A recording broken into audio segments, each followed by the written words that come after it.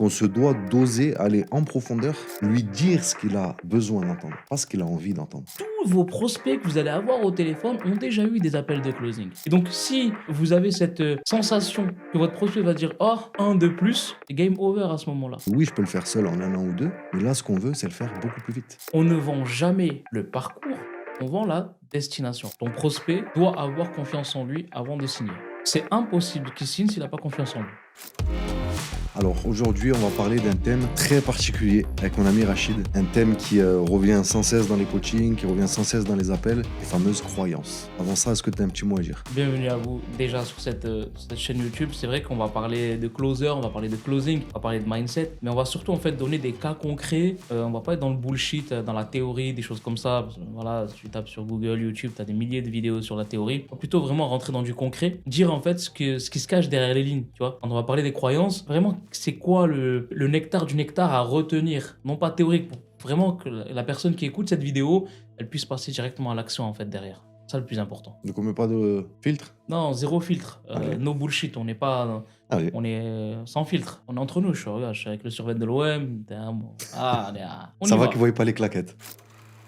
La première croyance, c'est une croyance qui, je pense, est une des plus importantes, c'est le problème, la peine. Ça ne veut pas dire qu'on doit aller creuser dans la douleur, aller relever tout ce qui fait mal chez la personne, mais il faut quand même que la personne elle ait une croyance qui est installée au fond d'elle, qui a un problème à résoudre. Donc, autrement dit, quand tu as des prospects en fait en tant que closer qui viennent vers toi, mais que eux-mêmes ne savent pas ce que c'est que le problème, bah, c'est ça le problème. Donc, cette première croyance, c'est de montrer à ton prospect le problème. En gros, c'est ça. En gros, c'est aussi quel niveau de conscience il est. Parce que des fois, malheureusement, tu sais, t'as des gens qui sont inconscients de leurs problèmes. Je te donne Ouais. un exemple. Moi-même, j'ai plusieurs problèmes, mais je suis pas encore vraiment conscient que c'est un problème pour moi. L'intelligence artificielle, on en parlait hier. Je suis un gros train de retard là-dessus. Pour moi, je me dis, ça va, tout va bien.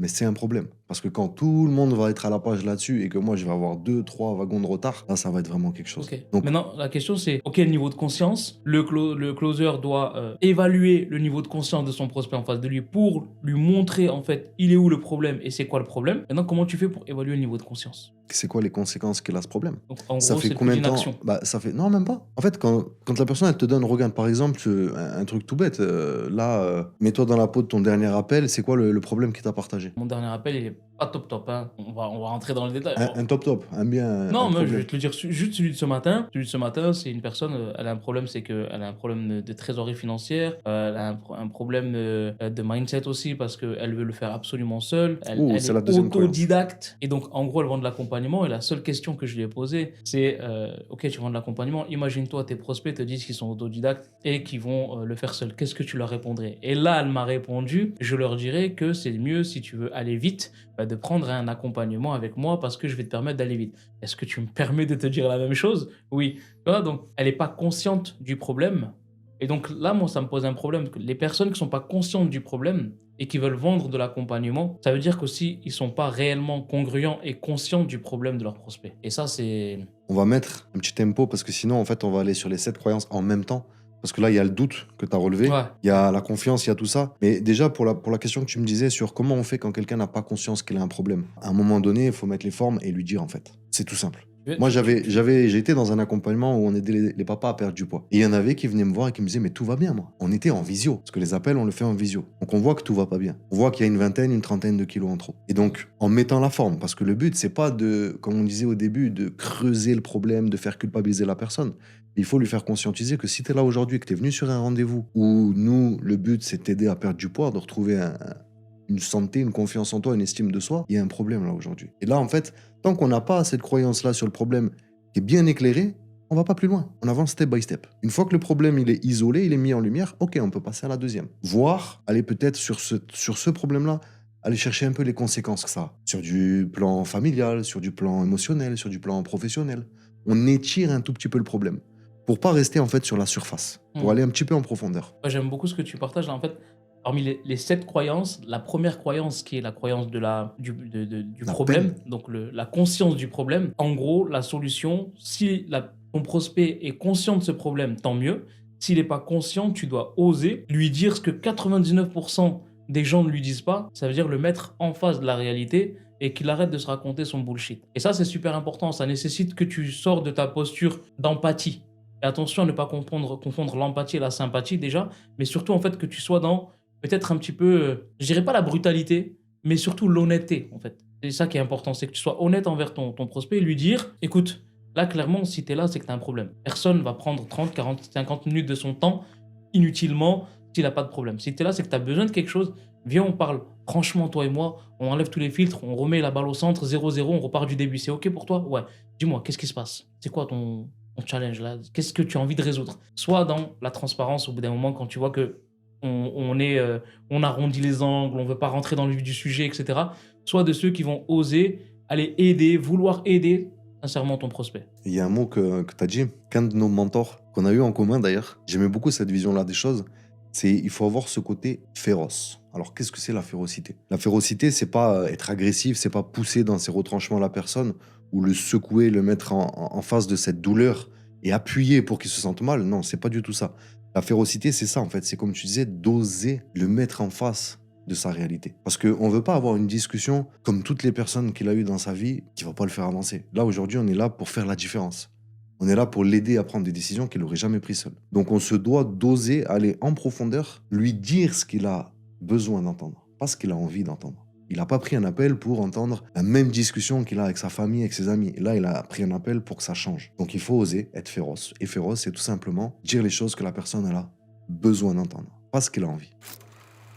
Mon préféré, le Oh, doute. Parce que tu vois, dans l'appel que tu as eu, c'était cette croyance qui était très présente, le doute. Donc, quelqu'un, il doit avoir cette croyance-là que seul, il ne peut pas le faire. Ou alors que ça prendrait tellement de temps qu'il veut un raccourci. Et si cette croyance, elle n'est pas assez présente, donc ce qui veut dire que si la personne te dit en appel, oui, mais moi, je peux le faire seul. Ou si quand tu poses la question, qu'est-ce qui t'empêche de le faire seul? Bah rien, je suis tout à fait capable de le faire seul. Là, on n'avance pas tant qu'on n'a pas déconstruit. Et tant qu'on n'a pas reconstruit une nouvelle croyance. Parce que sinon, qu'est-ce qui va se passer en fin d'appel? Ah bah c'est super ton programme. En plus, maintenant que tu m'as pitché, j'ai tous les détails, j'ai tout le plan d'action, j'ai encore plus de précision pour le faire seul. Comment on se sort de la Rachid selon toi? ah, déjà, juste avant de rentrer dans le comment, il faut comprendre une chose, c'est qu'en fait, tout le monde peut y arriver seul. Je mesure mes mots, tout le monde et absolument tout le monde peut y arriver seul, sauf que ça peut prendre 18, 24, 36, 48 mois pour le faire seul. Ou année. Ouais, ou même parfois des années. Prendre un accompagnement, investir dans quelque chose avec quelqu'un qui va t'aider, qui a l'expérience, qui est passé par là où tu veux passer, qui a eu les résultats que toi tu veux obtenir, c'est un accélérateur. Aujourd'hui, quand on vend de l'accompagnement premium, on propose des accélérateurs. Attention, c'est pas dire je sais que tu vas jamais y arriver seul et c'est que avec moi que tu vas y arriver. Non, moi personnellement, dans tous les appels, et je vous ai recommandé aussi de le dire, c'est écoute, moi je suis persuadé que tu peux le faire seul. Ça peut prendre plus de temps que prévu. C'est normal. Nous, ce qu'on te propose aujourd'hui, c'est un accélérateur de résultats, un accélérateur d'action qui va te permettre d'aller chercher tes résultats. La deuxième chose, avant de rentrer dans le pourquoi de cette croyance, c'est si tu regardes aujourd'hui les personnes qui t'inspirent, les personnes qui ont des résultats extraordinaires, les personnes qui sont au-devant des grandes scènes, je te parle des politiciens, des grands sportifs, des grands entrepreneurs, tout, les chefs d'entreprise, eux sont tous coachés, sont tous accompagnés. En fait, au-delà de ça même, ça n'existe pas de réussir seul. Tu tires pas la sainte illumination de ta tête. Tu vas puiser de l'inspiration dans un bouquin, dans une chaîne YouTube, dans un contenu gratuit, qui sera peut-être moins efficace, moins accélérateur, comme tu dis, que du coaching.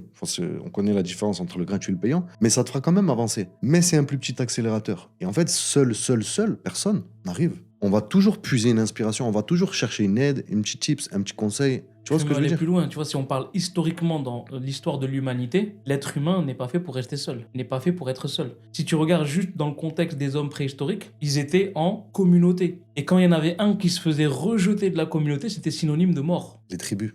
Les Pareil. tribus. Donc, quand il y a une personne qui veut effectivement se dire je vais le faire seul, je vais y arriver seul, il y a une part en fait de la compréhension de l'humanité qui fait que tu as besoin en fait des autres qui vont te faire avancer, qui peuvent t'aider, te débloquer dans certaines choses que toi tu ne sais pas, et complètement oubliée. Exactement. Et à mon sens, hein, cette croyance, elle est directement liée avec la dernière. On va teaser un peu la fin du film, qui est la confiance. Parce qu'en fait, souvent ici, on veut pas dévoiler notre jeu. On minimise. On veut pas aller trop en profondeur parce qu'on connaît un petit peu comment sont les closers, on connaît comment c'est le concept d'un appel de vente. Donc, on va minimiser les besoins. On va minimiser nos objectifs. Et en fait, si on minimise tout et qu'on met une garde devant nous, tu vois, c'est comme si on a un bouclier, en fait. Donc oui, bien sûr, je vais le faire seul, parce que je sais un petit peu là où tu veux m'emmener à la fin de l'appel. Et en fait, c'est une protection, c'est un manque de confiance, clairement. Des fois, même ceux qui te disent qu'ils veulent le faire seuls, c'est des personnes qui cachent un énorme manque de confiance en eux. Et qui savent au fond d'eux que seuls, ils le feront pas. Très intéressant. Et donc maintenant, en fait, c'est cette croyance-là, c'est comment on peut donner 2-3 tips pour débunker, débloquer cette personne qui a cette deuxième croyance. La croyance du doute, le doute, c'est une émotion. Quand tu doutes, tu ressens quelque chose, c'est une émotion. La première chose, c'est de l'accepter. C'est toujours d'accepter. D'ailleurs, peu importe l'émotion, quand tu la ressens, la première chose qui est recommandée, c'est de l'accueillir. C'est vraiment de l'accepter. Ça veut pas dire tu vas la garder longtemps, mais ça veut dire, ok, là, je ressens qu'il y a du doute. Maintenant, c'est pourquoi. Qu'est-ce qui fait que je doute? Alors, il y a plusieurs raisons.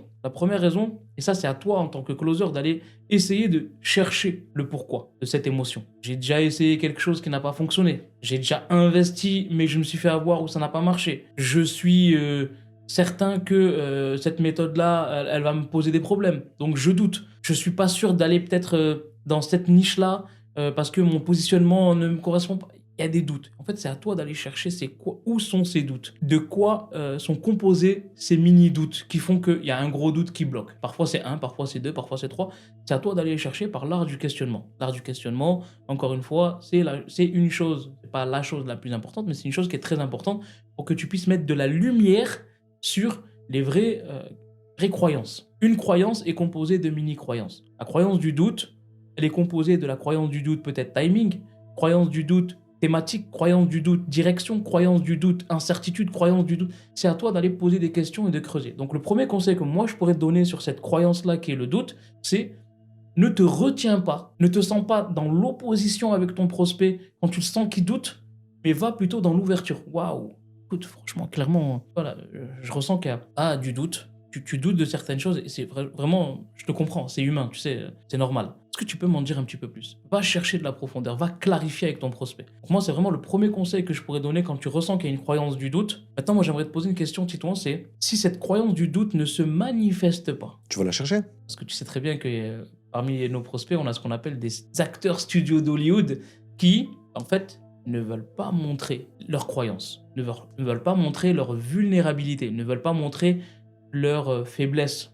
Alors, je te coupe, brother, parce que tu as fait ça. Ouais. Et c'était très pertinent. Parce qu'en fait, ils cachent leur jeu avec leurs mots, mais leur corps parle. Et donc, en Exactement. général, le visage, il montre Ouais. les signaux du doute. Ouais. Il y a des petites mimiques. Vous allez voir, en fait, des signaux sur le visage de vos prospects qui vont montrer que, justement, c'est soit un manque de confiance, donc je veux pas dévoiler mon jeu, donc oui, je peux le faire seul parce que je sais que sinon, qu'est-ce qui va se passer? Ou alors, doute sur ma capacité, par exemple. Est-ce que je suis au bon endroit, etc. Et en fait, moi, il y a un truc, pour revenir sur ce que tu disais, l'actionnable, que j'aime beaucoup faire, c'est aller la chercher, cette croyance. On sait que tout le monde peut y arriver seul. Donc, basé sur ça, n'hésitez pas à poser des questions. Par exemple, Rachid, bien évidemment que tu pourras le faire seul. Et là, ça changerait quoi pour toi si au lieu de mettre 1 an ou 2 à le faire seul, tu pouvais le faire en 3-4 mois? Qu'est-ce que tu ferais de tout ce temps que tu vas gagner? En fait, on l'emmène sur un autre sujet pour qu'il baisse sa garde, pour créer un peu plus de rapport de confiance. Et là, quand lui va me dire, bah, tout ce temps-là que j'ai gagné en plus, je pourrais m'en servir pour faire ça, ça, ça, ça, ça, ok. Du coup, pour aller beaucoup plus vite et le faire non pas tout seul en 1 an ou 2, mais le faire en 3-4 mois, qu'est-ce que tu aurais besoin dans l'idéal? Là, on va chercher une petite projection. On va chercher en fait un des besoins de la personne pour aller plus vite. Donc si elle a des besoins pour aller plus vite, forcément, sa capacité à le faire seule va prendre plus de temps. Et aujourd'hui, c'est le temps, la ressource la plus importante. Donc il faut arriver en fait à étirer un petit peu comme un élastique. On va étirer ce que la personne elle nous dit. Donc si Rachid il peut le faire en 1 an, en 2 ans tout seul, mais qu'aujourd'hui il a quand même pris un rendez-vous avec moi, c'est qu'il a besoin de ces petits conseils pour aller plus vite. Et nous, c'est sur ça qu'on va bâtir en fait pour déconstruire cette croyance du doute de le faire seul, de cette capacité à je peux le faire seul, parce que oui, je peux le faire seul en 1 an ou 2, mais là ce qu'on veut, c'est le faire beaucoup plus vite. Et C'est on veut pertinent. avoir cette congruence aussi. C'est pertinent. Et juste petit rappel, quand j'ai fait ça, c'est de quoi on parle des mimiques. On appelle un petit peu c'est ce qu'on appelle le non-verbal, pas un petit peu, c'est vraiment le non-verbal. Et ça, c'est effectivement une des choses sur lesquelles, en tout cas nous, l'accompagnement de DA, on se différencie sur le marché, parce qu'on est dans le verbal, mais on est aussi surtout dans le non-verbal. C'est-à-dire qu'on arrive à capter lorsque une personne, effectivement, elle n'ose pas se libérer par des émotions. Et on arrive aussi à capter c'est quoi la vraie émotion en fonction de juste son visage, son regard. Juste une réaction du visage signifie quelque chose. On va pas rentrer dans les détails maintenant. Ah, mais il En faut tout cas, quand très même pertinent. préciser que les mots finalement représentent 7, je crois, 7% de la communication. Ouais. Donc tu as 93% de ton message qui est pas dans ce que tu dis. Et si tu es un closer et que tu regardes cette vidéo, bah, en gros, on n'ose pas trop le dire, mais on va le dire aussi ici, c'est que toutes les formations en fait, de closing, d'accompagnement sont basées sur les 7% du verbal et ont complètement mis de côté les 93% du non-verbal. Exactement. Bah, parce qu'il y en a encore, malheureusement ou heureusement, mais il y en a encore beaucoup aussi qui font tout par téléphone, hein. Et c'est là aussi où alors tu peux arriver à sentir finalement un petit peu les émotions. Tu peux quand même un petit peu voir le non-verbal d'une personne parce qu'il y a l'intonation, parce qu'il y a beaucoup de choses. Il y a beaucoup de choses. Mais le visio aujourd'hui, ça reste game changer pour Mm. voir justement toutes ces Mm. mimiques. Le désir. Ça, c'est un bon sujet aussi parce que on a commencé avec la douleur et dans ces formations que tu n'as pas citées, on parle beaucoup de ça, de creuser les douleurs, de creuser les peines, d'aller là où ça fait mal avec Mm. le prospect. Mais il y a toujours deux types de prospects. Et d'ailleurs, dans ces deux types de prospects, on a toujours deux drivers. Donc il y a des prospects qui vont être plus repoussés par la douleur. Moi, par exemple, on en a déjà parlé, quand j'ai commencé l'entrepreneuriat dans le digital, problème de dos, de sciatique, tout ça, donc je pouvais plus rester dans le bâtiment. C'était vraiment cette douleur, moi, physique, qui m'a fait me bouger. Aujourd'hui, je peux toujours avoir des problèmes de dos, mais c'est plus ça qui m'anime, c'est plus ça qui me drive. C'est le côté où je suis attiré par ma vision, je suis attiré par des rêves. Et donc, le problème, on cherche à le fuir, le désir, on cherche à l'atteindre. Il y a un de ces deux drives qui va être beaucoup plus fort pour la personne. Soit elle va être beaucoup plus... Elle va beaucoup plus passer à l'action pour fuir son problème, soit elle va beaucoup plus passer à l'action pour aller chercher son désir. Mais quoi qu'il arrive, tout le monde a un problème et un désir. Il y a juste un des deux qui est plus présent. Mais les deux sont présents. Donc on a besoin aussi d'aller chercher, même si on a un gros problème, qu'on a identifié que c'est ça qui va faire bouger la personne, on a quand même besoin d'aller chercher le positif. On a quand même besoin d'aller chercher l'envie, le désir. Mm. Et ça, c'est une partie... Je trouve que c'est très intéressant ce que tu dis parce que initialement, dans les formations de closing en général, on apprend qu'un prospect, soit il est attiré par, soit il est repoussé par. Et la réalité des choses, c'est qu'aujourd'hui, en fait, la psychologie humaine, elle évolue, les tendances évoluent. Aujourd'hui, on a des personnes, des prospects, qui peuvent être attirés par quelque chose, mais aussi repoussés par quelque chose. Des personnes qui sont repoussées beaucoup par quelque chose, mais attirées quand même un peu par quelque chose. En fait, c'est comment trouver, comme tu dis, comment trouver un équilibre entre ce par quoi ils sont repoussés et ce par quoi ils sont attirés. Il n'y a pas soit l'un, soit l'autre. Les deux sont à concocter et aller chercher ce juste milieu. Maintenant, c'est comment? On en a parlé, hein, c'est la projection du désir, le coup d'inaction. On va pas revenir là-dessus. Mais maintenant, c'est beaucoup de personnes n'osent pas faire le coup d'inaction. À ce moment-là, en fait, quand on est sur le désir, il y a un désir, soit tu es repoussé par quelque chose, soit tu es attiré par quelque chose. Beaucoup de personnes sont freinées quand il s'agit d'aller faire le coup d'inaction parce que c'est inconfortable. Et ce coup d'inaction, c'est aussi valable pour le problème, c'est aussi valable pour d'autres croyances qu'on va voir là juste après. Pourquoi être mal à l'aise pour faire un coup d'inaction? Alors que c'est là en fait que tu vas faire prendre conscience à ton prospect de certaines choses qui sont assez fortes. Que le clou sur lequel il est assis lui fait assez mal. Et qu'il pensait, avant ta question, il ne le faisait pas assez mal. Donc par rapport à ce coup d'inaction, c'est important, comment toi tu le mènes, ce coup d'inaction? Ça dépend. En fait, des fois, je le fais de façon très indirecte. Parce que ce qu'il faut voir aussi, c'est que maintenant, les gens, comme tu disais, sont éduqués. Tu as beaucoup d'appels. Moi, par exemple, où le coup d'inaction, je le fais en plein milieu du pitch. Dans mon pitch. Je me le garde. Parce que je sais qu'avec ce profil-là, qui a déjà eu, allez, pas 150, mais qui a déjà eu beaucoup, beaucoup d'appels de vente, il a été malheureusement confronté à des fois, certains vendeurs débutants qui le font de manière très brutale, de manière très maladroite. Et en fait, ils te voient y venir. Donc, ce qu'il faut faire, c'est un coup d'inaction. Ce qu'on veut en fait aller chercher avec un coup d'inaction, c'est surtout engager la responsabilité de la personne. Parce que si rien ne change, Rachid, en fait, ce qu'on veut juste faire conscientiser la personne, c'est que c'est de sa faute. C'est son choix. Et si les choses, elles changent dans le bon sens, c'est aussi son choix. Et en fait, la finalité du coup d'inaction, c'est d'engager la responsabilité de la personne. Et toi, moi, quand on réécoute des calls, des fois, de certaines personnes qu'on accompagne, on le voit souvent. Le coup de l'inaction, il s'arrête là. Il n'y a pas ensuite l'engagement sur la responsabilité. Et c'est ça, la personne qu'on doit aller chercher, c'est ça. C'est le côté où, si rien ne se passe, rien ne change, c'est pas OK. Ça, c'est le premier point qu'on veut aller chercher, le coup d'inaction. Et le deuxième, c'est si c'est pas OK, qui est responsable? Donc, c'est pour ça que moi, j'aime bien le faire de façon très... Moi, j'aime beaucoup. Très indirect en fait, où au lieu de dire tout simplement les questions brutalement, ok, bon bah qu'est-ce qui se passe pour toi si dans 3, 6, 12 mois, la situation est toujours la même, si rien ne change. Moi je préfère des fois par exemple dans le pitch, tu vois, quand je vais partager un petit peu et projeter sur, avec ça, par exemple à telle période, telle partie de l'accompagnement, quand on t'accompagne sur telle la partie par exemple communication, la partie vente, la partie objection, qu'est-ce que ça changerait pour toi si tu ne l'avais pas ça? C'est intéressant ce que tu dis parce que le coup d'inaction, généralement, tous les closers le font de la même manière. J'ai écouté des centaines d'appels, c'est la même chose. Et s'il n'y a rien qui change pour toi dans 3, 6, 9, 12 mois, comment tu te sentiras à ce moment-là? Qu'est-ce que ça représenterait pour toi? Quelle serait la suite pour toi? En fait, il y a un truc que vous devez comprendre, c'est que le marché, encore une fois, il a évolué et que tous vos prospects que vous allez avoir au téléphone ont déjà eu des appels de closing. Et donc, si vous avez cette sensation que votre prospect va dire oh, un de plus, game over à ce moment-là. C'est pour ça que c'est très intelligent ce que tu fais de le mettre à différents endroits. C'est stratégique, bien sûr, c'est intelligent. Mais flexibilité. Faut savoir avec qui le faire. On va en parler tout à l'heure. Voilà. Faut s'adapter. Mais c'est très intéressant. Donc, ne soyez pas de ceux qui vont reproduire à chaque fois les mêmes choses, les mêmes phrases au même endroit. Soyez dans l'intelligence situationnelle. Comment ça se passe dans la conversation? Adaptez-vous. Très important. Très important. Et d'ailleurs, c'est marrant parce qu'on arrive tout de suite sur... Là, on était sur la croyance du désir. Le troisième. Et on va basculer du coup sur la croyance du coup.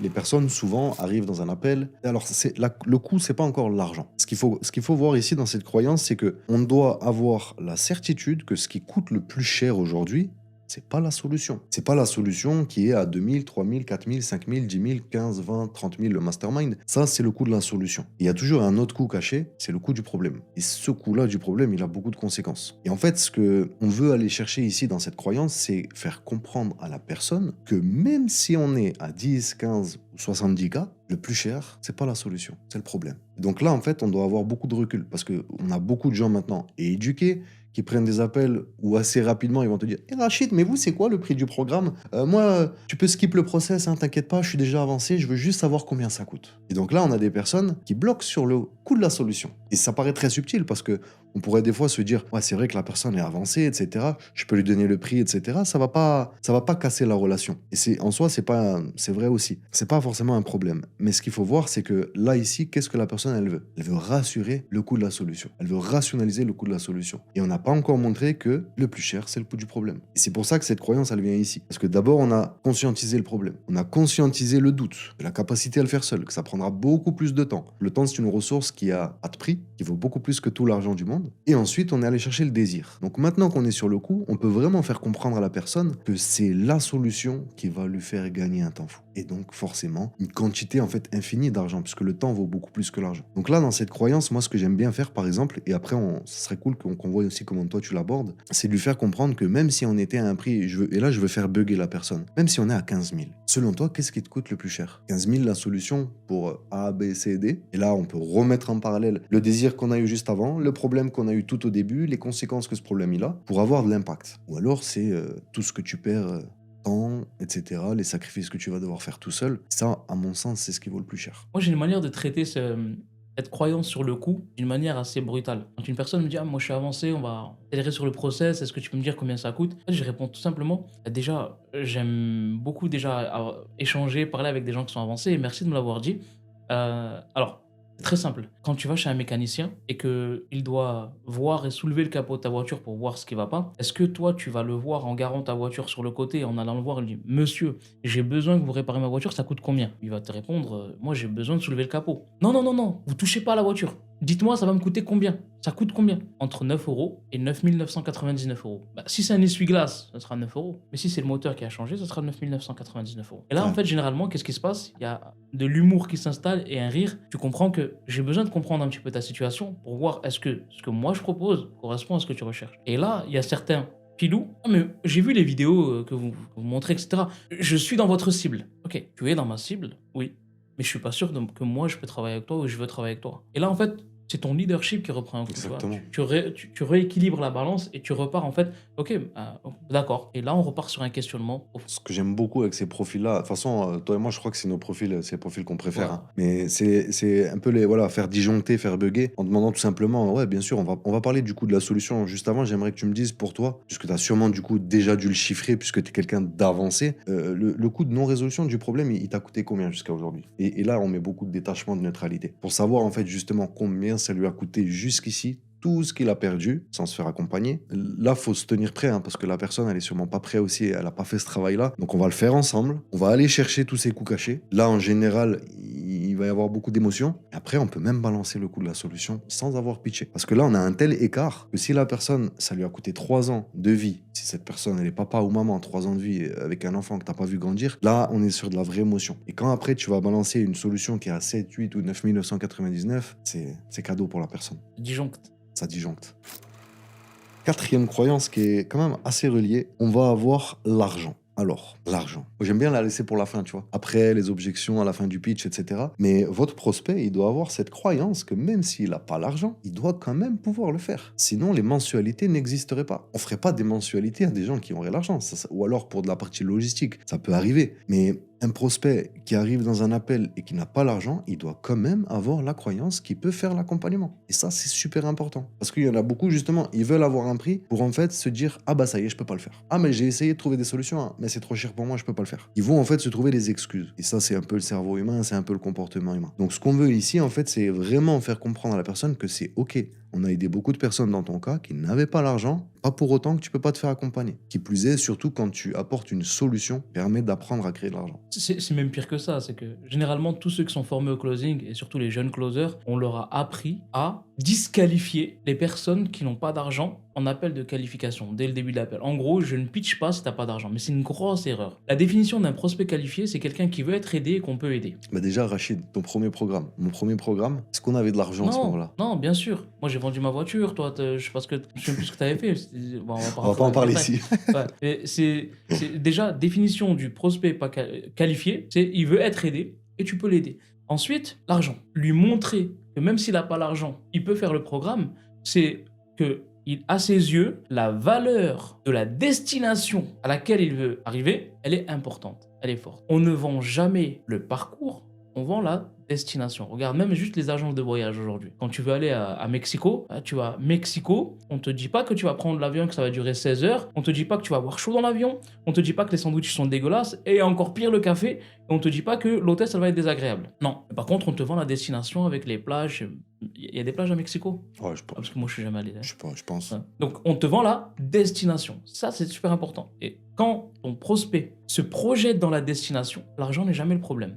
Le premier exemple, tu casses demain ton smartphone, même si tu n'as pas d'argent, je suis sûr et certain que tu vas te débrouiller pour aller en trouver un autre.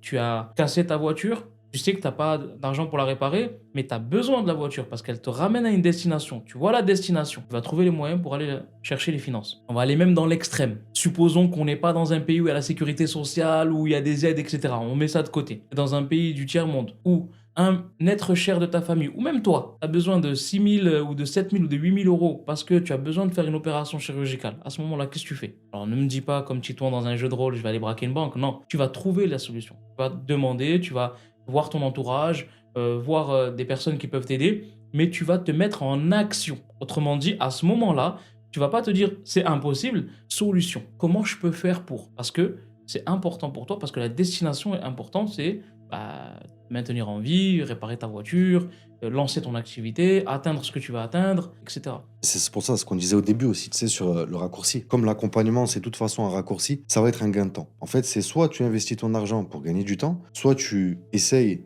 d'économiser ton argent, pardon, pour essayer de gagner du temps. Donc ce qu'il faut se dire, c'est que quoi qu'il arrive, un accompagnement va nécessiter, oui, un investissement élevé, va te faire gagner du temps. Entre les deux, le calcul, il est vite fait. Quand tu perds 10 000, 20 000, 1 million d'euros, tu peux le refaire. Quand tu perds 10 jours, 10 ans, tu peux pas les refaire. C'est perdu. Donc, il y a une des deux ressources qui vaut beaucoup plus. Et donc, ce qu'on veut faire comprendre ici à ces personnes, c'est que l'argent, pour l'instant, n'est pas une ressource qui est présente. C'est OK. Parce que si celle-là, elle l'est pas, il y en a d'autres qui sont présentes. Et là, je t'invite à aller sur la dernière vidéo qu'on a fait avec Rachid. Vous nous verrez sur un canapé où on traite justement l'objection finance pour un cas qui n'a vraiment pas de ressources. Qu'est-ce qu'on peut faire quand il y a une personne qui n'a vraiment pas de ressources? Il faut savoir soigner la sortie, il faut savoir aller assez loin dans l'appel, mais c'est pas un frein. C'est pas un frein définitif, je veux dire. C'est un frein qui est juste temporaire. Complètement d'accord avec toi. Et ma mère, elle me disait souvent, il y a deux choses qui sont super importantes qui, quand elles partent, elles ne reviennent plus. La première chose, c'est les mots. Quand ils sortent de la bouche, tu ne peux plus les ravaler. D'où l'importance de poser les bonnes questions en tant que closer et de savoir ce que tu dis et de mesurer tes mots. La deuxième chose, c'est le temps. Quand le temps il part, il ne revient plus. Prends conscience que si tu laisses partir un prospect, il ne reviendra pas. La deuxième chose, c'est que prends conscience que son temps à lui, il est précieux. Et que ce que toi tu proposes, c'est un accélérateur de temps pour atteindre des résultats. Donc Donc ces deux choses-là sont des notions super importantes que tu peux assimiler à cette croyance qui est l'argent. Parce que comment tu vas traiter cette objection? Quels sont les mots que tu vas dire pour trouver la destination et la mettre à sa juste valeur en face de ses yeux? Et la deuxième chose, c'est le temps dont il a besoin pour atteindre ses résultats. Si il n'en a pas conscience, si tu l'as pas conscientisé, ça va être compliqué. Le temps et les mots. J'ai même envie, je sais pas si je peux me permettre, LT, mais j'ai envie de rajouter un troisième au proverbe. La Vas-y. confiance. Confiance, une fois qu'elle part, compliqué. Hein. Ça, c'est la dernière croyance. Hein. Oui, mais dans le proverbe de Khelti, elle dit c'est le temps et... Ouais. En fait, ma mère, elle disait il y a trois choses. Ah, trois Elle choses. disait trois choses. Moi, je l'ai réduit à deux parce que le troisième, c'est quoi? C'est la balle lorsqu'elle sort du canon. Là, c'est... Si on a grandi, là. On va la remplacer par confiance, c'est bon? On va la remplacer Voilà. par confiance. On va dire ouais. que la balle, c'est la confiance. Et Ouais. c'est vrai que la confiance aussi, quand elle s'en va, compliquée, mais celle-ci, on la garde pour la fin, c'est la dernière croyance. On en a juste une autre avant, c'est le support. Et là, que dire? Parce que beaucoup vont s'attarder à ce qu'on pareil, hein, toujours pareil. Et j'aime beaucoup ces formations de closing. Attention, on n'a rien contre eux et elles sont très bien. Mais beaucoup vont s'arrêter sur le support de business, de vie, le partenaire, la fameuse objection du partenaire. Ici, à la croyance support, on s'arrête trop à support externe. Donc, j'entends par là le partenaire de vie, le partenaire de business, le ci, le ça. Oui, on a besoin d'avoir un support. La personne, elle a besoin d'avoir un support. Mais si elle n'en a pas, on peut aller chercher des supports internes. On peut aller en chercher différents. La fierté, la gratitude, la détente. Et là, ça c'est aussi quelque chose qui, à mon sens, est super important aujourd'hui parce qu'il y a beaucoup de personnes qui n'ont pas encore un support externe. Ils n'ont pas un environnement de croissance. En toute transparence, dans cette cinquième croyance qui est le support, tout closer doit connaître, on vous a uniquement appris à aller chercher en fait les supports externes, partenaires de vie, etc. Mais on vous a pas appris en fait à aller chercher les ressources internes. Donc le support, c'est les ressources internes. Comme tu as dit tout à l'heure, tu as parlé de la fierté, tu as parlé de la gratitude, tu as parlé de l'amour, la joie. Et en fait, ça, ce sont des ressources internes, des ressources émotionnelles internes que chaque être humain possède au fond de lui, sauf que on nous a pas appris à les mettre en avant, à faire appel à ces ressources. Tu vois, autant tu as une ressource qui est la peur, la crainte, la colère, la tristesse, le mépris, le dégoût, autant en fait de l'autre côté, tu as aussi des ressources qui sont la joie, l'amour, la fierté, etc. Donc si tu fais appel à la tristesse, à la colère, etc., tu peux aussi faire appel à la fierté, à la joie, à l'amour, etc. Donc ça, c'est un support vraiment interne qu'à ce moment-là, tu te dois en tant que closer, si tu veux vraiment performer dans ce milieu, de comprendre comment faire ressortir ces ressources internes, donc ces supports internes chez ton prospect. Si tu arrives à le faire, donc là, le temps nous manque pour montrer vraiment comment, parce qu'on rentrerait vraiment dans le coaching émotionnel. On peut en donner un peu quand même. Mais c'est super important. Moi, ce que j'aime bien faire, par exemple, c'est demander tout simplement quelles ressources en lui, parce que j'ai pas envie d'utiliser le mot qualité, faiblesse, j'ai pas envie d'utiliser le mot émotion, donc je préfère utiliser le mot ressources. Quelle ressource en lui va faire qu'il va abandonner? C'est quelle ressource en toi qui pourrait faire que tu abandonnes? Et c'est quelle ressource, à contrario, une fois qu'on a cette information, qui va te permettre d'aller jusqu'au bout? C'est laquelle de tes ressources, celle-ci je la garde en deuxième, c'est laquelle de tes ressources internes, au fond de toi, qui va te permettre, dans les temps durs, dans la tempête, de garder le cap, de regarder droit devant toi, de pas lâcher le phare, et d'y aller, quoi qu'il arrive. Et ça, en fait, c'est super important pour des personnes qui n'ont pas d'environnement de croissance. Parce qu'on a beaucoup de personnes qui cherchent des accompagnements aujourd'hui, qui ont malheureusement un environnement qui leur dessert. On l'a connu aussi, hein, nous. Et en fait, l'environnement fait tout. Donc, si t'as pas la chance d'avoir un environnement de croissance, t'as forcément des ressources internes, des qualités, des forces, etc., une histoire de vie qui fait que ça va te permettre de ne rien lâcher. Et toi, ça a été ça. Hein. Toi, tu as très, très fortes ressources personnelles. Hein.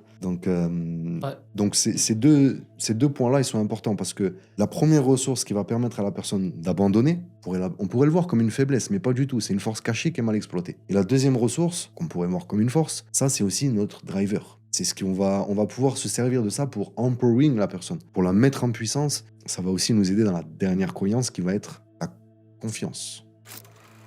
On l'entend aussi comme souvent le carré ou le triangle. Alors, qu'est-ce que ça veut dire? Si je vends mon propre accompagnement, il faudra qu'il y ait 3 points de confiance. Il faudra que la personne ait confiance en moi, il faudra que la personne ait confiance dans ma méthode, il faudra que la personne ait confiance dans sa capacité à y arriver. Si je vends la solution de mon ami ici présent, Rachid, par exemple, il faudra qu'elle ait confiance en moi, l'interlocuteur, il faudra qu'elle ait confiance dans Rachid, l'expert, il faudra qu'elle ait confiance dans la stratégie, la méthode de Rachid, la méthode DEA, et il faudra qu'elle ait confiance dans sa capacité à y arriver. Donc il y a un critère en plus, c'est l'interlocuteur. Puisque l'interlocuteur et l'expert seront deux personnes, 2 entités différentes. Ici, vous doutez que si tous les points ne sont pas au maximum, ça va être très compliqué que la personne vous fasse confiance pour investir plusieurs milliers d'euros, pour que vous l'accompagniez à résoudre des problèmes. Donc là, à mon sens, c'est presque la croyance qui est la plus importante. Sur cette croyance-là qui est la confiance en soi, en fait, le point de départ et le point d'arrivée d'un closing, c'est la confiance. C'est pour ça que c'est la plus importante. Tu ne peux pas créer de la relation s'il n'y a pas de confiance. Tu ne peux pas faire passer à l'action s'il n'y a pas de confiance. Tu ne peux pas closer, encaisser s'il n'y a pas de confiance. Donc, beaucoup parlent effectivement des 3 confiances. Confiance en soi, la confiance en produit, la confiance à l'expert ou à la direction. Et oublie le 4e que tu as cité, la confiance en soi. Ouais.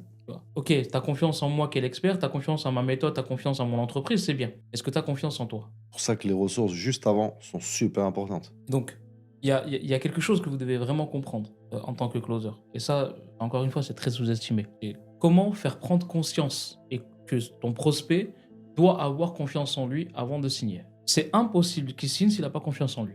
Même s'il a confiance en toi, en l'expert, s'il a confiance en ton offre, en ta méthode, si lui n'a pas confiance en lui, il ne va pas signer.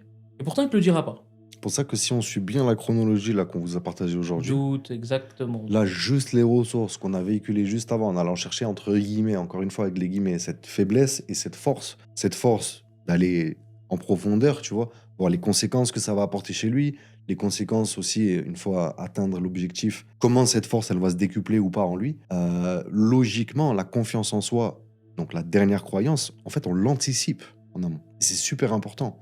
Parce que ici, effectivement, si on a toutes les croyances qui sont présentes et qu'il reste plus que celle-là, Rachid, j'ai peur de pas y arriver. Eh ben, il ne Objection. passera pas grand-chose. Et Objection. ça va être une peur qui va être difficile à surmonter. Si tu n'as pas dégommé les 6 croyances avant, ça va être très compliqué parce que c'est comme si tu repartais à zéro Exactement, parce que tu n'as jamais pris le temps, en tout cas, de poser les bonnes questions au démarrage. exactement. Game over à ce moment-là. Il n'y en a pas envie que ce soit game over. On n'est pas là pour ça. Donc, Respecter les croyances et ne pas avancer tant que vous n'avez pas déconstruit, reconstruit. Quitte à rester 5 minutes sur une croyance, c'est OK. Hein. On prend le temps qu'on a besoin. Quitte à ce que vous ayez un rendez-vous après que vous devez décaler parce que c'est super important, parce que là, c'est le moment de déconstruire les croyances, mais on n'avance pas. On n'avance pas tant qu'on va pas plus loin. Et une fois que ça s'est isolé, ça s'est traité, on passe à celle d'après. On passe à celle d'après. Et c'est pour ça qu'aujourd'hui, ça n'a plus aucun sens d'avoir des scripts ou de quoi que ce soit. Enfin, moi, c'était ma vision déjà depuis le début. Mais utilisez juste la compréhension humaine. Utilisez juste les comportements, les émotions, et ça suffira. On n'a pas besoin d'être... tu vois, tu parlais du coup d'inaction tout à l'heure, mais effectivement, aujourd'hui, tu peux le faire à n'importe quel moment de l'appel. Tu peux même le faire pendant les objections. Tu n'es pas obligé de faire le coup d'inaction au début de l'appel. Tu n'es pas obligé de le faire pendant le pitch. Tu peux même te la garder pour les 5 dernières minutes de l'appel. Parce que si tu sens qu'il y a une personne qui a un gros manque de confiance en soi, qui a pris déjà pas mal d'appels, plein de solutions, qui n'a jamais trouvé la sienne, ça peut même être une très bonne stratégie. Tu vas pas le frustrer avec un coup d'inaction avant le pitch. Par contre, tu vas lui faire avant la fin. Pour aller justement chercher cette confiance en soi qui manque. rien à ajouter. Ce que je te propose, c'est que sur ces 5 dernières minutes qui restent de cette vidéo, on parle un petit peu de flexibilité et d'adaptation en fonction des prospects. Ouais. Parce que sur ces 7 croyances, il y en a certains qui les auront, d'autres qui auront 5 sur 7, d'autres qui auront 4 sur 7. Moi, je vous invite vraiment à faire le nécessaire pour les balayer les 7 dans vos appels, peu importe le type de prospect. Maintenant, en fait, c'est comment adapter qui tu es, ton closing, ton propre closing. Et là, j'insiste sur ton propre closing parce qu'en tant que closer, tu ne dois pas ressembler à un des autres closers qui, eux, sont les copies d'un autre closer qui, lui, est la copie de la copie de la copie d'un autre closer. De trouver en fait ta vraie personnalité dans le closing. Pour trouver ta vraie personnalité dans le closing, c'est de savoir déjà qui tu es, c'est quoi ta mission, c'est quoi ta vision, c'est quoi ta personnalité, c'est quoi tes valeurs, et de rester qui tu es sans essayer de recopier les autres ou d'imiter qui que ce soit. J'aimerais qu'on parle un petit peu d'un sujet qui est délicat, qui est les prospects ne se ressemblent pas. Les profils psychologiques sont différents. Si je traite par exemple ces 7 croyances avec un prospect A et que j'essaye de faire la même chose que j'ai fait avec ce profil A avec un autre profil qui est profil B, je peux défoncer mon appel. Et par la même occasion, défoncer mon marché. Aussi. C'est ce qui se passe. C'est pour ça qu'aujourd'hui, justement, cette méfiance, elle s'accentue, elle s'accélère, parce qu'il y a un peu n'importe quoi qui se font. Et en fait, soyez des caméléons. Parce qu'effectivement, alors, c'est pas le cas, mais si Rachid était par exemple un profil neuroatypique, hypersensible, etc., je vais pas avoir le même appel et je vais pas traiter ces mêmes croyances de la même façon entre lui et le champion de MMA que j'aurai en appel. C'est 2 profils très différents. Ce qui veut pas dire que des fois, les champions de MMA peuvent aussi avoir des failles. Hein. Mais ce que que je veux dire par là, c'est que adaptez-vous. Adaptez-vous. Si tu as quelqu'un, tu sens que tu peux te challenger, que tu peux y aller fort, que tu peux lui rentrer dedans, rentre-lui dedans. Si tu as contrario quelqu'un que tu sens que si tu le rentres dedans, tu le perds, il quitte l'appel, il te bloque, il va te mettre un mauvais commentaire sur l'avis de ta formation ou de ton coach, évite, tu vois. Donc, ce qu'il faut toujours se dire, c'est qu'il n'y a pas de, comment dire, il n'y a pas de process magique. On est dans de l'humain. L'humain, ça demande de la flexibilité. Et ce qu'on disait même sur la troisième croyance entre le désir et le problème, c'est pareil. Moi-même, aujourd'hui, je suis plus attiré par les choses que repoussé par. Et ça veut pas dire que des fois, j'ai pas des choses qui me repoussent aussi. Et donc, ça veut pas dire que suivant mes émotions, je peux très bien être aujourd'hui attiré par et je vais aller vouloir prendre un coaching sur l'intelligence émotionnelle, sur les mimiques et décrypter le non-verbal parce qu'aujourd'hui, j'ai envie d'apprendre ce skills. Mais demain, peut-être que je peux avoir une série de 10 appels où, je sais pas, j'ai une mauvaise passe, je fais aucune vente et j'ai envie de fuir cette non-performance. Donc, je vais vouloir prendre le coaching, sur l'intelligence émotionnelle parce que je veux fuir, exactement, je veux prendre des parce que je veux fuir cette situation de 10 appels foireux. Mais la semaine d'avant, je voulais le prendre en étant attiré par. Donc, on évolue, on n'est pas figé dans la matière. Peut-être que là, cette semaine, je vais plutôt prendre mes décisions en étant repoussé. Peut-être que la semaine prochaine, de par les aléas de la vie, de par les émotions qui seront plus présentes, je serai plus attiré par. Et ça, en fait, captez-le dans l'appel. Parce qu'on n'a pas des robots, on n'a pas des intelligences artificielles en face. On a des humains qui ont des enjeux, qui ont des émotions. Il y a des conséquences derrière tout ça. Parce qu'on vend de la transformation. Oui, c'est des raccourcis, mais c'est surtout une transformation qui va avoir des conséquences. Donc, soyez cette personne qui fait la différence. Et si cette vidéo, bien sûr, t'a plu, je t'invite à cliquer sur le lien en dessous de cette vidéo. Tu vas trouver effectivement un lien où tu vas pouvoir avoir accès à un atelier complet qui va te permettre de savoir comment tu peux développer ton activité, comment garder la posture, comment être visible et plein d'autres choses. Je t'invite à cliquer sur ce lien en dessous et on se retrouve dans une prochaine vidéo. Salut à toi.